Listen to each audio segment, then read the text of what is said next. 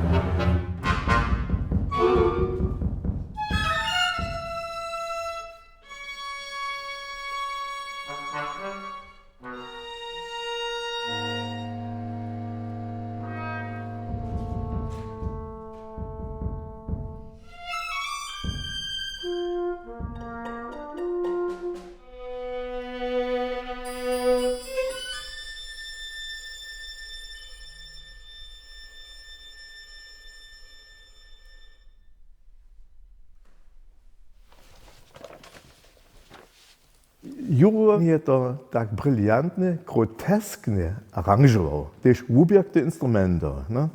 A gdje se také, gdje ja nekaj tu partituru čitam, a z čeho to je samo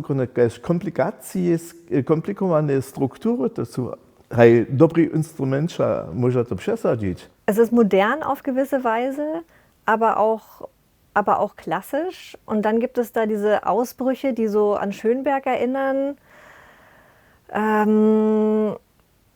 Vielleicht ist das so das eigene, diese verschiedenen Ebenen und diese Ausbrüche. Das fand ich irgendwie bemerkenswert an der Musik. Es gibt ja so gewisse Motive, die kommen immer wieder, sind aber vollkommen unterschiedlich dann instrumentiert. Also gerade es gibt dieses eine Thema, das wird zunächst mal nur mit dem Vibraphon instrumentiert, dann gibt es aber eine Fassung nur mit den Zupfinstrumenten, es klingt vollkommen anders.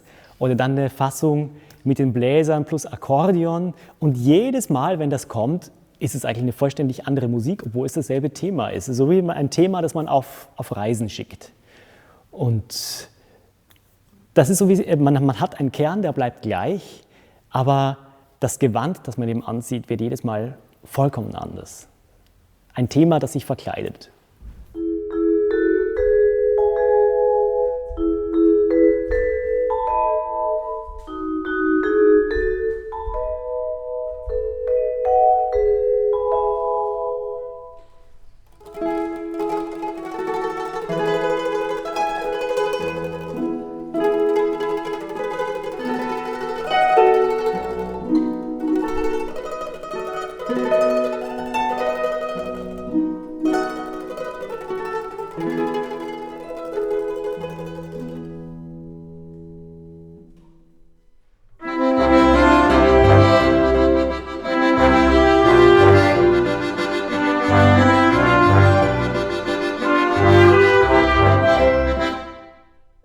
charakterisieren, wendete Juro die unkonventionelle Besetzung an. Ne? Bassklarinette, vielleicht eine Piccolo-Flöte und das, also alles, was sich irgendwie beißt, hat Juro in eine Form gebracht.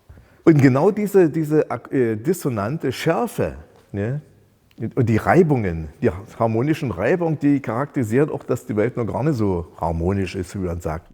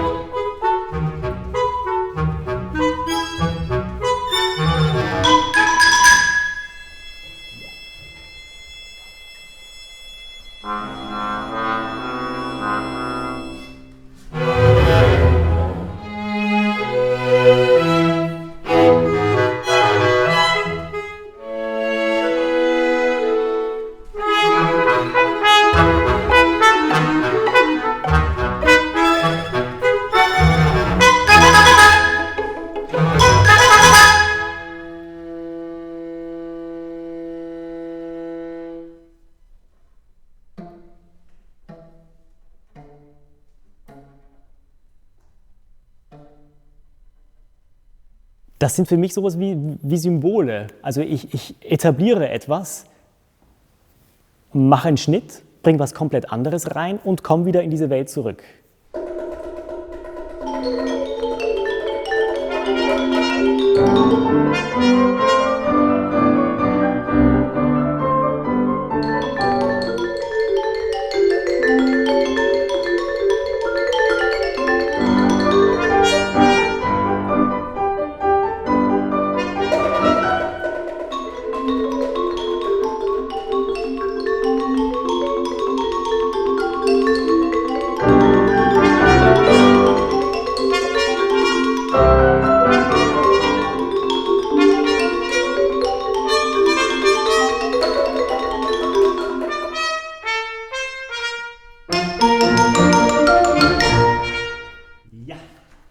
Und genau setzt er den Perkussionsapparat in Form von Trommeln ein. Jedweder, auch das Marimba und Xylophon, das ist doch akustische Südsee.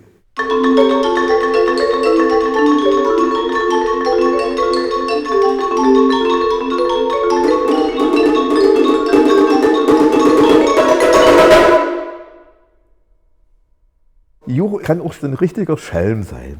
Und dieses Eulenspiegelhafte kommt natürlich auch durch. Ne? Solche kleinen Spitzen. Zap, zap, zap, zap.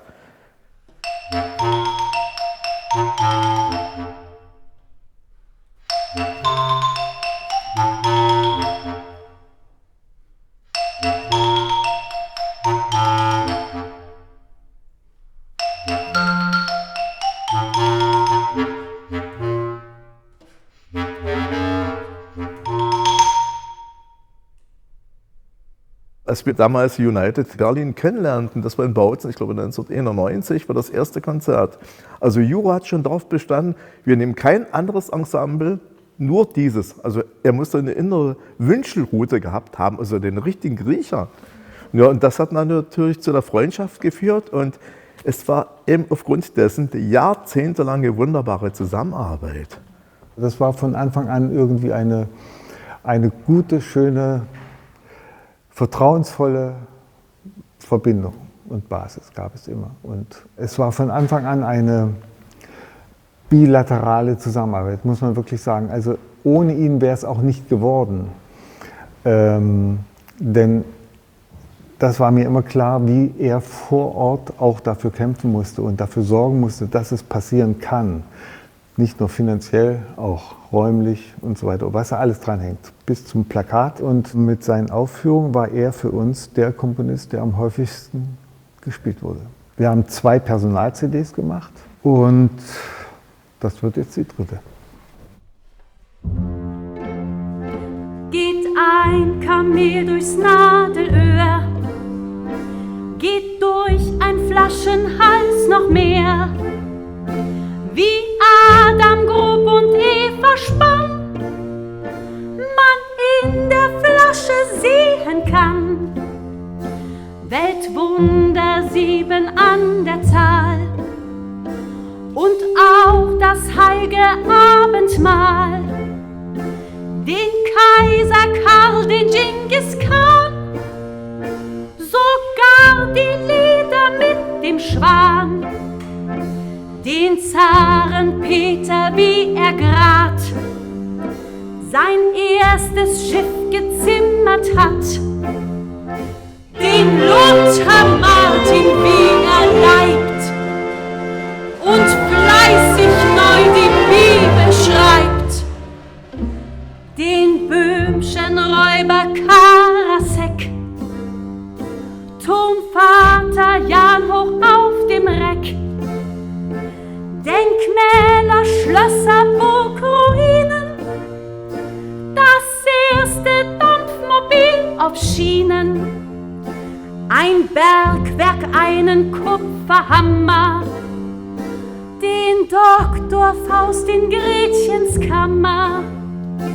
die 7 Zwerge mit Schneewittchen, Raubmörder Sternikel im Kittchen, dazu die Wunder der Wendei, ich Bauer Alfons bin dabei. Und was auf keine Kuhhaut geht, ihr hier in meinen Flaschen seht, da fehlt bloß meine alte Mühle, in einer Flasche Korn schön kühle.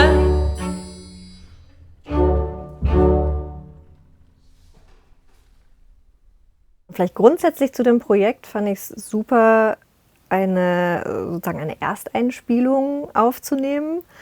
Das ist besonders spannend, weil ich kann vorher keine Aufnahmen anhören und mir irgendwie überlegen, ja, so könnte es klingen, so könnte man es machen oder so haben es andere gemacht. Das heißt, ich hatte da jetzt auch gewissen Freiraum von meiner Seite, mir zu überlegen, wie ich das einfangen möchte. Und ich finde, dass das hier in dem Raum wirklich total schön funktioniert hat. Auch passend für die Musik, die ja irgendwie so viel Witz hat. Aber auch eine ernste Ebene. Also es ist also so beides.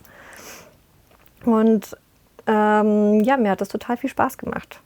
Und ich glaube, das wird eine ganz tolle Sache am Ende.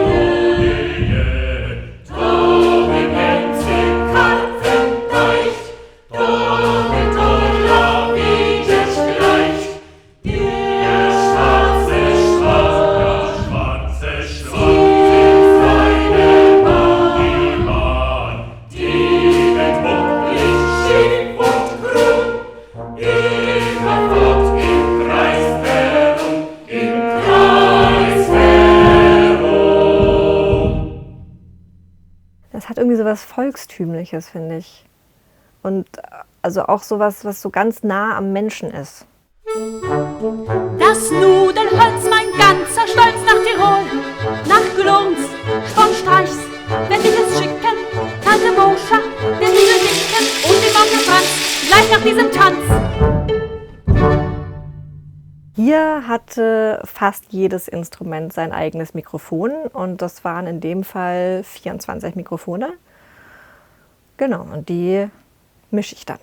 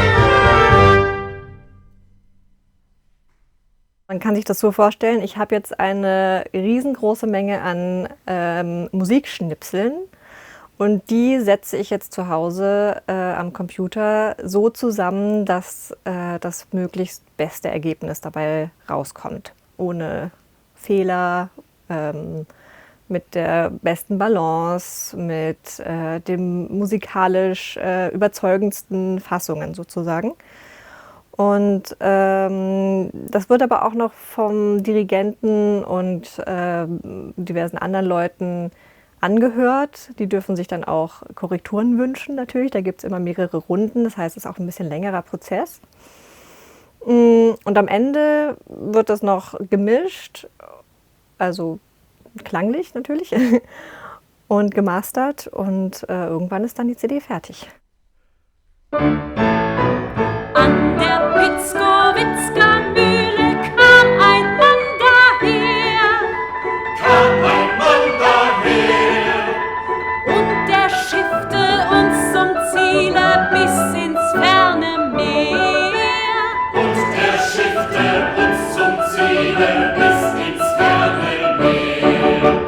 Unser Korn auf großen Kähnen schwimmt hinab ins Tal.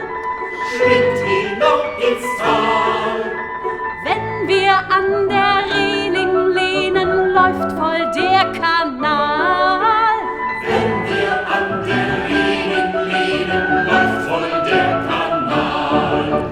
Fahren weiter bis zur Elbe, Hamburg ist nicht weit. Machen dort das Korn zu Gelde, wird auch höchste Zeit.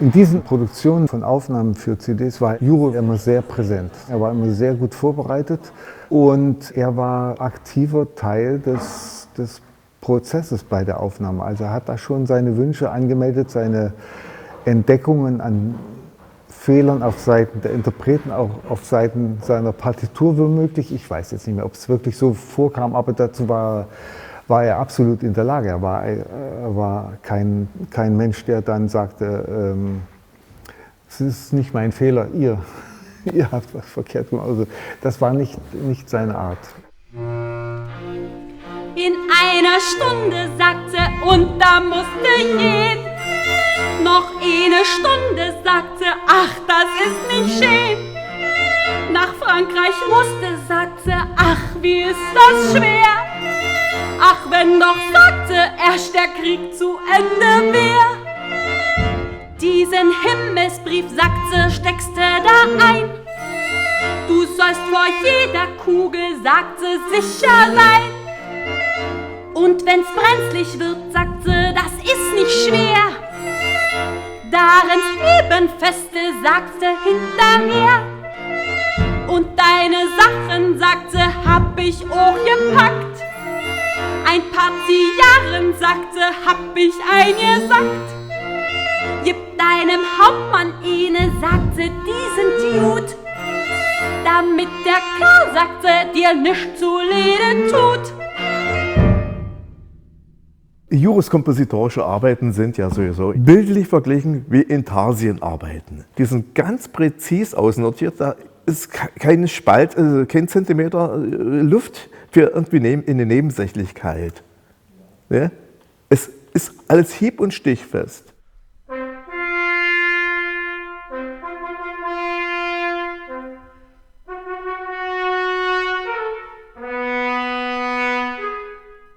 Ich habe auch oft den Jan gefragt, was passiert denn hier gerade in dem Stück? Was haben wir hier für eine Stimmung oder was würde jetzt hier gerade auf der Bühne zu sehen sein oder was würde hier gerade passieren, um dann das auch in der Musik hörbar zu machen. Weil es ja auch darum geht, die Stimmung einzufangen. Und das ist gerade bei einer Musik, die für Bühne geschrieben ist es besonders wichtig, dass das rüberkommt. Denn ohne den visuellen Aspekt fehlt einfach ein gewisser Teil.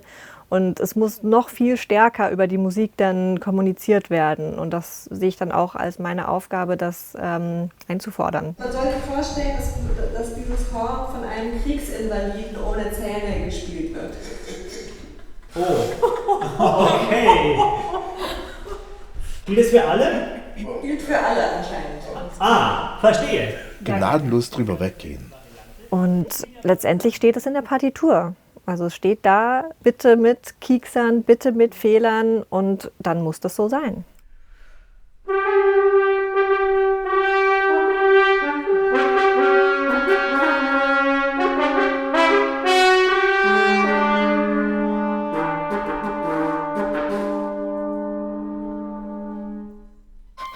Ja, jetzt kriegt's Farbe. Ja, ja. So fand ich es gut.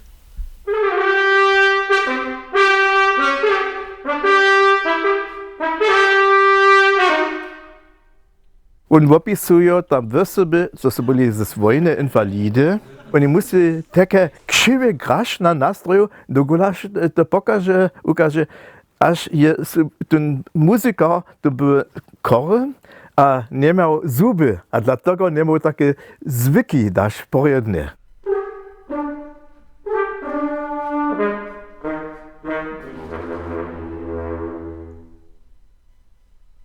Wenn viele wüssten, dass Juro so genial war, würden ihn viel mehr schätzen. Ja. Weil es hieß immer auch in unseren kleinen Breitengraden, sage ich mal, ja, der Juro, aber was er geleistet hat, das begreifen nicht alle. Also das muss ich schon sagen. Also ich bin dankbar, dass ich ihn kennenlernen durfte. Leider hat er uns viel zu zeitig verlassen. Und es ist gut, dass wir jetzt eine Dokumentation haben. Das wird sich immer mit der Zeit mehr verlieren. Und was man hat, das hat man. Und das ist eine wunderbare Dokumentation, die ich einfach fantastisch finde.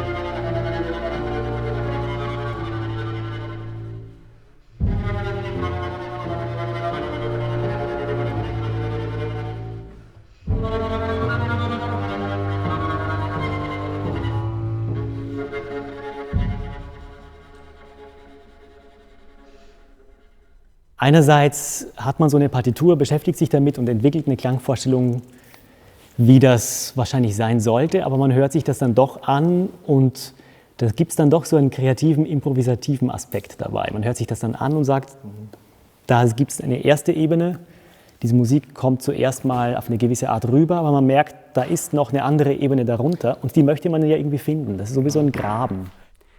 Ein Mädchen war einmal, hat eine ferne Patin, die sollt es längst besuchen, ging weit bis auf den Weg.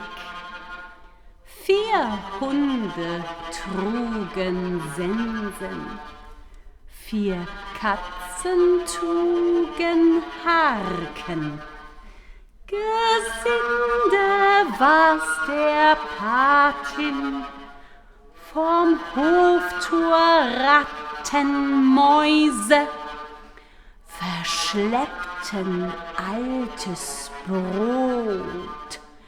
Die Kinder waren's der Patin, im Hoftor aber stark. Eines Menschen Linke, der Riegel war's der Patin, im Haus im Butterfass stampfte ein Pferdefuß. Gemahl war er der Patin, lautlos im Ofenwinkel entrollte sich Gedärm. Mein Garnknäuel, sprach die Patin, und eben da sie's sagte, brach sie das Herz dem Mädchen. Ich finde gerade diese tiefe Räumlichkeit aus 3 Kontrabässen oder so 3 tiefen Blasinstrumenten, das war schon immer eine ganz spezielle und wunderbare Klangfarbe, so auch so ein Charakteristikum für Juros Musik.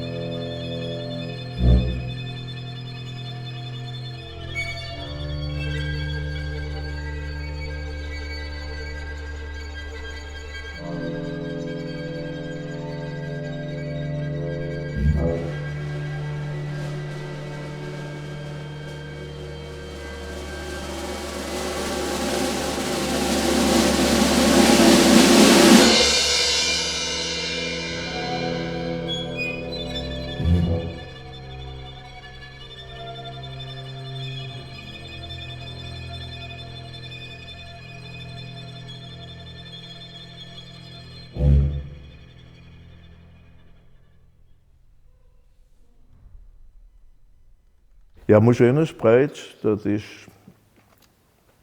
ja tak začúvam, ja sa jemu ďakujem. No. Tu nemám jara falva, ale ja voproti jara veľa zavostaju.